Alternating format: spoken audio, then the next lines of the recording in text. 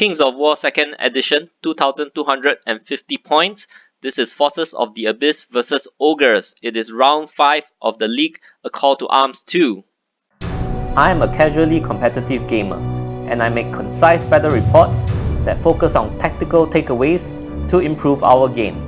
Welcome to Newbie Dice. Alright, welcome back. This is round 5 of A Call to Arms 2. So going into this league, I did not have any expectations. I just wanted to pit myself against players all around the world and learn new stuff.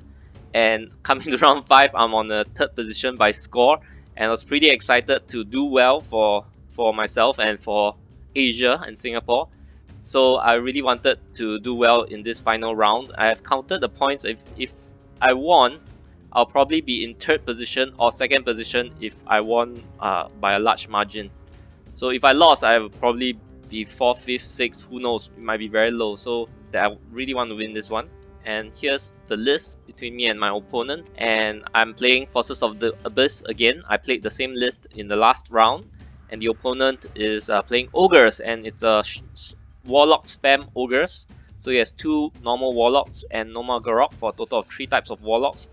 They get additional dice per horde that's within 6 inches. So I've tried this list before. Before taking Abyssals, I tried playing Ogres. And I tried Warlock spam as well. And I can't wrap my head around how to play them. Probably because I'm a very poor defensive player, and this list plays very defensively. And yeah, the 6-inch bubble causes my unit to want to clump up, and that creates a lot of traffic jam issues. And yeah, Ogres being speed 6 in general, also they tend to get charged first, so you're fighting on the opponent's terms usually. So I'm pretty keen to see how the opponent plays, because it's a very skilled opponent, and probably gonna learn a thing or two about how to play defensive play style. And I also hope to that my experience playing this style before would help me in this game. So the scenario is plunder, and this is how we deployed. So I think I got tricked again. So probably I started to lay down a lava and probably started putting left and right, while the opponent probably started from the middle and then keep deploying on the middle and slowly spread to the side. So he's only playing one side. Yeah, while my units on this side is a little bit wasted, it's a little bit far away from the action. Okay, but also the scenario is plunder, which is a super loot. There's 5 loot tokens, and some players might think that there's actually choices of where to place the loot tokens, but actually there's no choice, because they must all be exactly 12-inch apart, and there's exactly 6 12-inch spaces for a total of 6 feet. 1, 2, 3, 4, 5, 6. Yeah, so this is exactly how plunder should be placed in every game, unless there's some impassable terrain on the center line. Okay. So after placing the 5 tokens, we each decide 1 token to be the worth 2 points. So my opponent chose the one on the right side in the forest, and while I obviously chose the one on the left because he's not gonna reach it. So going into this, I knew that okay, if I get this 2 and the opponent get the 2 on the right, I just need to win the center token. So going to this game, that's what I have in mind to win. I just need to score the center token while collecting the left. Alright, so that's how it goes. So first round, he went first. So he started to deploy his and move up, and does the bunker style formation. So bunker style is this dome shaped formation where you're facing all directions. Yeah, and I guess he chose the side because the side with the obstacle is probably more advantageous for him. I have a horseman with Pathfinder, but it's gonna get hindered through an obstacle still. Okay, and he shot some spells. So my gargoyles was deployed behind the hill for cover, for blocking, so that he doesn't have line of sight. But I think this warlock could see and shot into it, and so I got wavered just on 1 wound. This unit, I'm not sure where the other damage went. Probably a very unlucky roll for my opponent that not much damage was dealt. I try my best to keep most of my units in cover as well. I think the only unit without cover is probably this horseman. Right? So round 2, bottom of 1, my turn. So I shifted upwards. Notice that on the left, let's talk about the left, my gargoyles flew 20, pivot once and flew 20 to pick up this token first. Okay, while the rest of my left side started to position towards this side. So this Abyssal Archfiend is starting to threaten flanks already. Yeah, so based on the lines, it's a flank for this Colossal Giant, and maybe this one as well, but maybe it's out of range. Can't really measure at this point. Probably out of range at this point. I'm still slowly shuffling my way over because I can only move 10 because I wanted to pivot twice. Yeah. So my list only has 2 forms of shooting. One is the Blizzard from the Warlock, and one is the Lightning from the Archfiend. Because of all the height 4 giants in this area, I probably shot at one of them and did no damage. But my Warlock did a Blizzard on this Warlock over here, and it dealt 6 damage. So I probably spiked the Blizzard rolls. And I was even more lucky because this particular Warlock is the Warlock with the heal spell. The other Warlock doesn't have heal. So normal Garok has heal, and this Warlock that taken 6 damage has a healing charge, so he could heal, but heal can't target yourself. So it's pretty bad for him, he can't heal off all this 6 damage.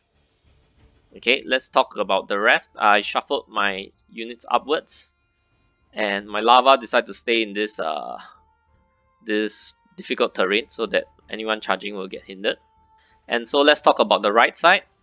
So the thing is, Twister Victims can add the double, but I'm not gonna do the 20 and turn here because the 2 units of boomers would just turn around and shoot at me, right? And this is in the open, that will deal quite a bit. Let me calculate that. That will be 18 hits, and with crushing 1 at least, piercing 1 at least.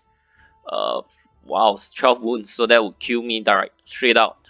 What I instead opted to do is that I kept this Twister Victims where it is because it's out of 18 inch. He moves 6 and breath 12, so staying out of 18 inch is safe for me. And for him to even shoot, he has to walk into the forest. So the moment he goes into the forest, you'll be within threat range of this Twisted Victims and this Tortured Souls over here. The Gargoyles in the center backed up. It did not regen, so I put the 1 damage onto the Well of Souls. So next turn, what the opponent did, more shuffling up. Normal Garok healed, but I guess it was very unlucky, only healed 1. And so this Ogre Boomers decided that no point staying back, so he went into the forest with pretty much nothing to shoot at. Yeah, this Warlock probably shot this in this direction. And yeah, so remember that my objective was to just win the center token, so I'm not concerned over the right. I'm not gonna dive head on to fight the right. That's why I was pretty chilling out back here, because as long as I delay this side, it'll be fine. So once he starts to threaten my right flank, I can defend. Right, all I need to do is delay and defend. Look at the left side. So the left side is pretty interesting. He postured himself to prevent any flank charges. So firstly, the warriors on the leftmost probably stayed out of threat range of this Tortured Souls. It doesn't want to be double charged, basically. It can take 1 charge, it probably can't take 2. I drew some lines, so this Colossal Giant, no flank for the Archfiend. Okay, the smaller giant has the flank to the Archfiend, but he covered the flank with the Colossal Giant, so I'm not able to charge it. And then it's within front of the Tortured Souls. My Archfiend is also very far away. I think at most he could charge this unit. So I'm still biding my time on the left, decide not to charge in. So I drew this line on the right side. Let's look at this white line on the right side. So this is the front arc of the boomers. So you notice that these flyers can also charge, the Well of Souls and Basusu. So as the opponent positions himself, I realized that okay, if my Tortured Souls, my Twisted Victims on the right side went in and bounced back, it will be within charge of this unit of warriors, and it'll be a flank charge and I'll be dead, right? Okay, and so I realized that, oh, if I multi-charge, these Twisted Victims will be pushed to the side, The warriors couldn't charge the Twisted Victims at least, but he could charge the other unit on the right side, on the left side, sorry. And if I charge this Tortured Souls in, the Regiment in, and the Tortured Souls, I'll only average 6 damage, which is not worthwhile. So all you do, you eat up this Regiment, and then you counter charge this one. If I swing the second time to kill it, he'll kill me in return, so it wasn't a good trade. But Basusu could go in, and after I bounce back, he will not be able to charge me. Okay, I'll show you in the next picture. This giant in the center went up, and there's still a little bit of the obstacle sticking out. Just a little bit, so whatever charging it would be hindered. It will be a hindered charge, so it's not good odds for me charging in. And he's now threatening my units here. I think it might be threatening this as well. So what did I opt to do the next round? Let's look at that. So bottom of 2, my turn. Let's look at left to right first. So my Tortured Souls here decided to move and turn some more to threaten more of the flank, right? More flank. So it forces limited options for his units here. So the moment he starts to position and expose the flank, I'll be able to charge in. So it'll be a bit of a challenge for the opponent. Yeah, so he has limited options. This gargoyle picked up the first one, and I decided, okay, there's nothing threatening my left side. I'll just spend the whole game with my gargoyles, the cheapest unit, to pick up both loot tokens. My Archfiend saw an opening, so from here, there's a space here where he can shoot at that injured warlock. He has 5 health, and I have a lightning bolt, and it is a clear shot, so no cover. And true enough, I shot at it and killed it. Probably a lucky roll as well. So what happened in the center, I backed up my horseman. So let's see the picture before that. Yeah, so from here, I push back. Yeah, I push back. I stay out of the threat range of the second giant, the small one. So I position my lower abyssals and horseman in a way that if he charged either one, he will bounce back and be within flank, counter charge and a flank charge from the other unit. So that way, I'll be able to defeat the Colossal Giant. Okay, I also have this gargoyle on standby to fly out and block the lanes of any units behind that afterwards. Once again, my well also sucked off the damage and just waited for a good opportunity to strike. And so let's look at the right side. So notice that I charged Basusu and the Twisted Victims in. Twisted Victims picking up the token in the meantime.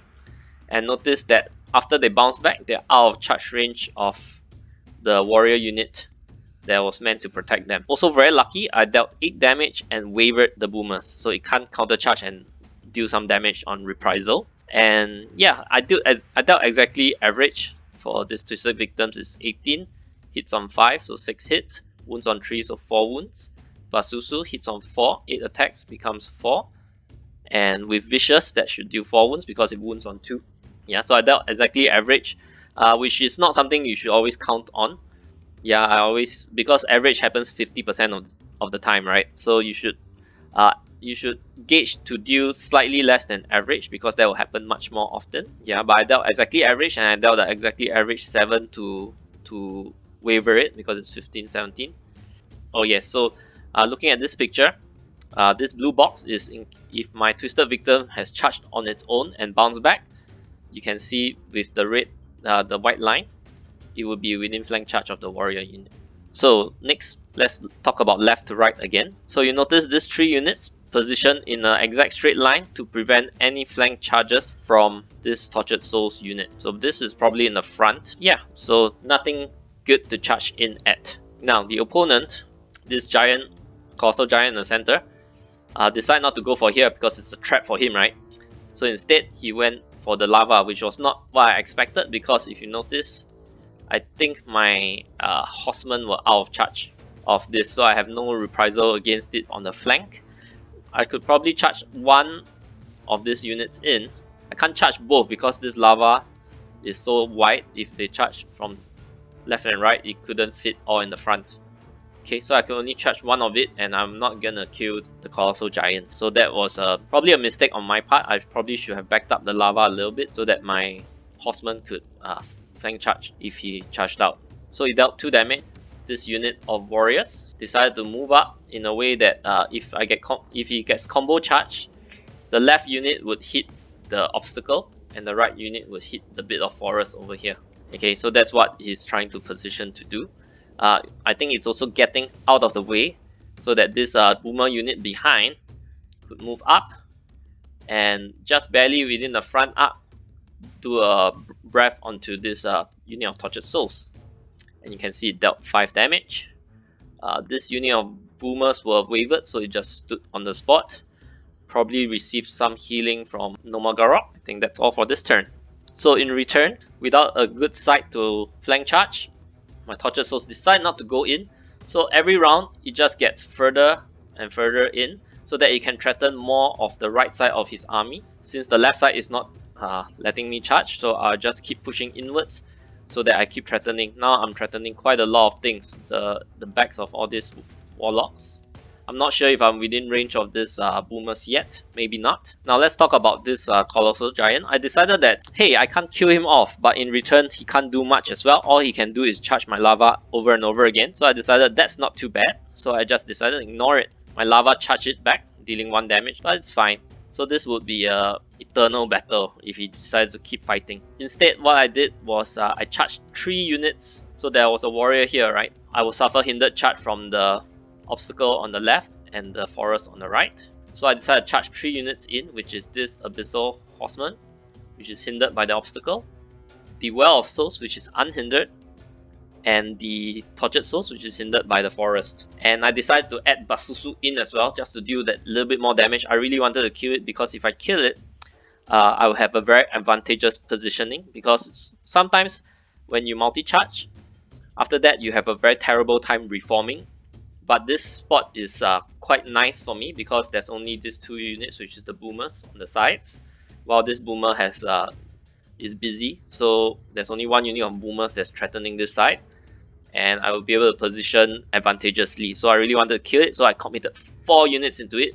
The Well of Souls, I think, leached off some damage from the lava, who took 2 earlier on, so that I make sure my lava keeps his colossal giant in place for a long time.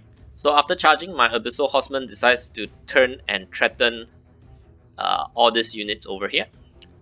So, oh yes, I think it's because I'm a bit restricted by the positioning of the Well of Souls as well. So I have very limited choices of where to face. So this is where I faced.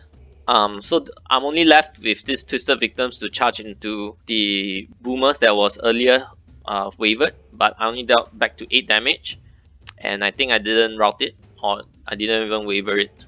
So next, so the boomers, as expected, went into the flank of the Abyssal Horseman, and the giant went into the front. Surprisingly, only dealing 8 damage, so I think I was very lucky over here that he didn't deal enough to rout me. The Gokragamok decided to dive in for the Twisted Victims, along with the injured boomers, and that killed off the Twisted Victims on the right side. Okay. So I think the opponent also realized that all I have to do is go for the center loot token. So he decided to move his colossal giant up to be standing there. Okay, so this right side is a whole cluster of mess right now. Notice that his colossal giant turned to face the side. Decided that, oh, no point fighting the lava anymore. So he turned to face the side to threaten the things on the side. So once again, my number 1 priority is getting the center loot token. So if you notice, this has a flank charge, this has a front charge, this has a front charge. Yeah, this has a flank, but I decided to delay this colossal giant in case I don't break it. So let's look at what happened next. So let's go from left to right once again. So finally, my gargoyles at the end of turn 4, it went here turn 1, turn around turn 2, move turn 3, turn 4 it did a reform that allows its long base to pick up the token. Okay, so true enough, I did a triple charge, flank, front, and took out the colossal giant and take this token. So I decided to pick it up on the Archfiend because it's the furthest back. Yeah. So my Twisted Victims, who spent the whole of the first 3 turns trying to position for flank, instead went still a flank on the colossal giant. So finally a flank opening came up. So on the on the right side, my gargoyles charged the colossal giant to delay it. My lava flank charge as well, only dealing a total of 3 damage. Okay, what happened to the Abyssal Horseman? The Abyssal Horseman and this unit of Tortured Souls double charged boomers, so this killed it off. This Well of Souls went for KOW005 to stop it there, and the Basusu, which is over here, it charged the boomers and wavered it once again. So Basusu is pretty strong, 8 attacks hitting on trees, even in forests it's hitting on 4s, dealing an average of 4 wounds. So next picture. So this part is truly terrifying. I had the Tortured Souls here. He charged with a unit of warriors, and just the warriors alone, 18 attacks, averaging 12 hits, and he probably Bane chanted them. Yep, you can see that the KOW005 is facing this way, giving them Bane chant, which also gives them vicious. So they wound on 2s rerollables, that is 11 to 12 damage, and that will be enough on average to kill off the Tortured Souls. And he did exactly that. So that was quite terrifying. I seldom seen my Tortured Souls just routed in one round by one unit. The Colossal Giant, predictably killed off this gargoyles over here. It's taken 3, remember that. And so the Abyssal Horseman got hit by the Giant again, and this time it's wavered. Okay, I think I pulled off quite a lot of damage. I took 8 wounds, I pulled off 5. This is the previous picture. I pulled off 5 onto the Well of Souls, and he dealt 1 damage to KOW005, so it went to 4. So this round the small giant charged again and dealt 2 damage. Maybe more.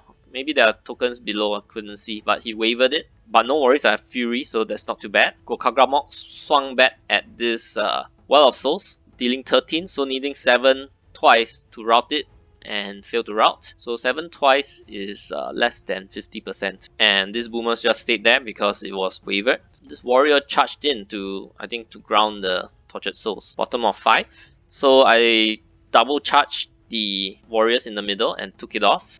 Let me count the average damage. So this would 6 hits and crushing a lot. So usually about 6 wounds, 5 to 6 wounds because he has vicious. And this one would be 12 hits and 6 wounds. If I Bane chanted, I might have. I probably did. So it would be 8 wounds. 8 plus 6 is 12. Yeah. So that would averagely take it off. So even if I didn't take it off, let me erase this. This lower abyssals will be facing this way. It will be killed off by the Colossal Giant, but my Archfiend will be safe, which is most important because he's holding the token. So after that, since I took it off, my lower abyssals turn to face the Colossal Giant and keeping my Archfiend safe. Since he turned away, my Lava rear charged the Colossal Giant, but only dealing 1 in total, but it's slowly chipping away. It's now at 4. Okay, this Horseman charged at the Giant, but not expecting to kill it. Dealt it 5 damage. And so I also pulled off all 5 damage from the Abyssal Horseman, because when the Well of Souls is near death, you just try to load it off, heal everyone else as much as possible, and let the Well of Souls die. That's usually how I play near the end game. So notice how all these units are fresh, because I put all the units to the Tortured Souls expecting it to die very soon. So at least I keep the other units alive. So this dealt quite a bit, healing back some. The Basusu killed off the boomers. I think that's from the previous round. Yeah, killed the boomers and faced KOW005. And so his turn 6. I'm not sure whether I think he flank charged Warlock. So there's an opening here. He flank charged the Warlock because Tortured Souls is 40 mm and Well of Souls is 50. There's just a little bit sticking out. He flank charged into the Warlock. Dealt some damage, so this is at 17, but he snakes it. On this side, KOW005 charged the Regiment of Tortured Souls, dealing looks like 9 damage, needing 6 twice to route and failing it, so which was very unfortunate for my opponent. Colossal Giant charged into this lower abyssals, dealing 6, but it's fine. This Giant charged back, dealing 2. And so let's look over here. Lower abyssals charged back at the Colossal Giant along with a rear from the Lava. Is at 11 and not dead yet. I think the lower abyssals has some damage. The number is hidden underneath. My Archfiend did not charge because he's holding the loot token. This side, Well of Souls flank charge KOW005 plus a flank charge from the Tortured Souls, killing it off. There's still this constant dancing between the Giant and the Abyssal Horseman. Basusu positioned itself to charge other things. So one thing that the opponent saw was that this giant was able to barely see this edge of the tortured souls, so it charged it next turn. So that's what it did. And still, this regiment of tortured souls MVP has not died yet. Well of Souls, funny because the Well of Souls keep healing and keeping things alive. As long as the Well of Souls can heal and charge, it could keep taking damage off. So when you're fighting against Abyssals and the Well of Souls stayed alive for a very long time, that's usually very bad news for you. So this regiment of tortured souls still stayed alive. This Well of Souls probably got zapped off by this unit over here, or maybe Nomagra Rock as well. Yes, Firebolt. So going into bottom of 7, I managed to take off all these units. So I was pretty blessed by some good rolls for my side and unlucky rolls for my opponent.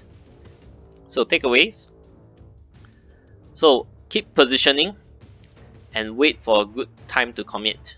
So this is talking about my tortured souls who spend 3 turns on the left side. Just keep threatening his flank, limiting the opponent's option until finally a flank has to give way.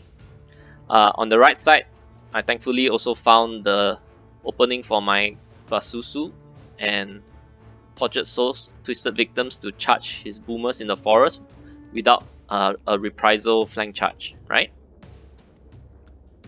So next, yeah, so the boomers only threaten 18, so as much as I can, I just stay out of 20.